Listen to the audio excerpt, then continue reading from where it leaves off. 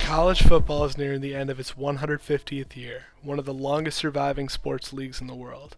Since the first ever intercollegiate football game on November 6, 1869 between Rutgers and Princeton, traditions and history have been made and torn apart. The hub of modern collegiate football? Northwestern University in Evanston, Illinois. Right in the backyard of Chicago, one of the world's largest cities, Northwestern would go on to be one of the most iconic teams in college football history. The innovation of this private institution helped make college football what it is today, even if they're not considered a powerhouse in athletics by today's standards. Northwestern has had some tremendous highs and lows throughout their existence, but there's no peak quite as high as this one. In 1995, Northwestern shocked the nation and made it to the Rose Bowl, bringing the purple to Pasadena. My second year, the team went to the Rose Bowl. That was in 1995. Coach Pat Fitzgerald, who's now the head coach, he was the middle linebacker. He was the defensive player of the year nationally. And then the next year, we went to the Citrus Bowl. So back-to-back years, my second and third year, we were Big Ten champs. So it has to start with 1995. That 1995 Wildcats squad was a Cinderella story with a tremendous team of players who went by the motto of "Expect Victory," as coined by head coach Gary Barnett. Even though they would end up losing that game by a score of 41-32, that Northwestern team was built different.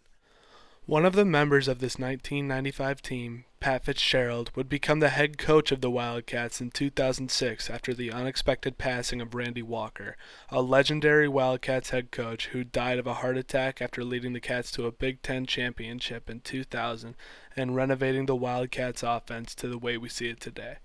He would eventually lead Northwestern to their glory days, appearing in 9 bowl games, 4 of which were wins, in a Big Ten West championship. But what about the years before that? 15 years prior to their incredible Rose Bowl run, Northwestern did the seemingly impossible, and not in a good way.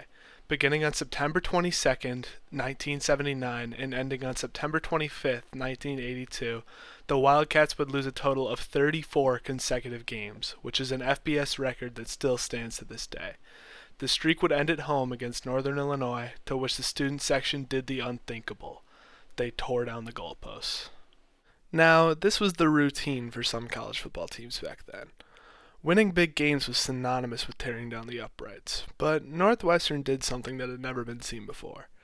Due to their proximity to Lake Michigan, about a mile away from Ryan Field, once they tore them down, they kept walking. When they came to the south end of the stadium, they walked up the bleachers. After that, they threw them down onto Central Street. They rushed down to the post to pick them up once again, and they beelined it to the lake. Upon their arrival, they threw them into Lake Michigan, which started the tradition of laking the posts.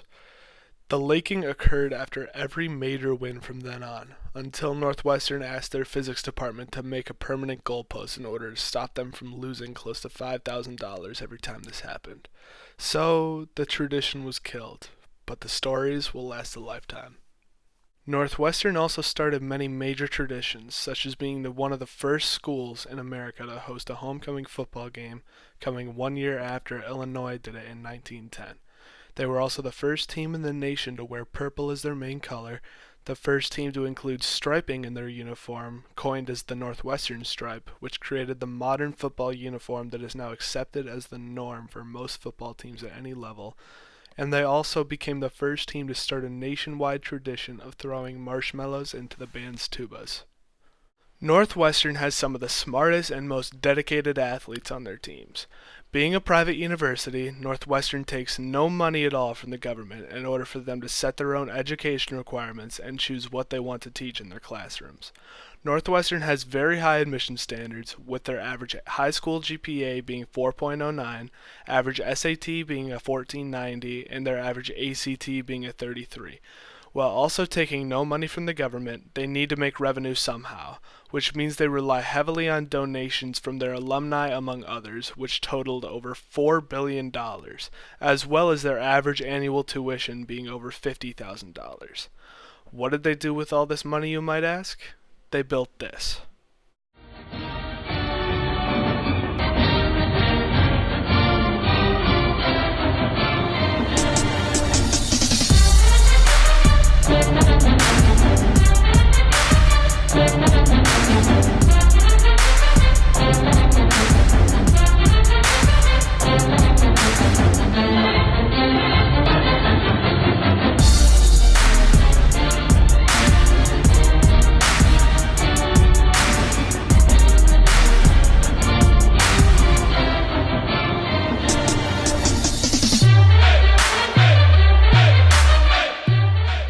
This megastructure, named the Walter Athletic Center after coach Randy Walker, was built to lure new and impressive recruits. Once committed to Northwestern, however, they have to go through a grueling week-long camp in Kenosha, Wisconsin, which is one of the only off-campus camps in college football. In order to make it onto this team, you have to display one-of-a-kind work ethic. We lifted the football team a lot, but then I have a sports center membership, so I pretty much go there and lift like 6 times a week when I don't have a sport. And even other stuff too, just like mobility work. A lot of people take that for granted, but that's the little things help your body heal and get you prepared for the games.